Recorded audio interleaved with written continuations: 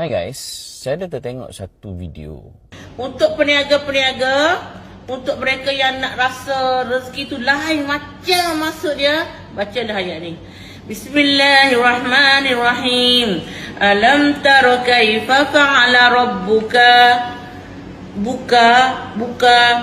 Baca 3 kali insya-Allah. Masa bukakanlah pintu langit untuk kita angkat doa kita, memohon pertolongan Allah, bantuan rezeki dan yang tidak dijangka, rezeki yang luar biasa, rezeki yang tidak luak, rezeki yang tidak habis dan rezeki yang barakah.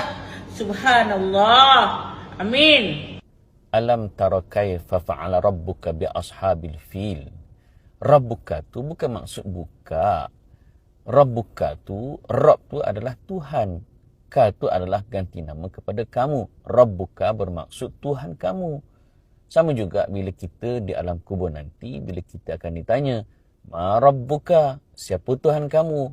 Bukannya siapa yang buka-buka. Habis tu, tak ada ke doa untuk minta rezeki? Ada. Antaranya dalam hadis sahih riwayat Ibn Majah, Nabi ajar kita, Allahumma inni as'aluka ilman nafi'a, wa rizqan tayyiba, wa amalan mutaqabbala. Doa ni mudah je, kita minta daripada Allah. Pertama, ilmu bermanfaat. Yang kedua, rezeki yang baik. Dan yang ketiga, amalan kita diterima. Pengajarannya, Quran kita belajar dengan betul-betul. Bukannya asalkan bunyi sama, akhir ya je. Tak. Ini ayat Allah. Ini kalam Allah. Berhati-hati dalam kita menghuraikan. Walaupun dengan niat yang baik, tapi kalau cara tak betul, dia tak baik juga. Okey?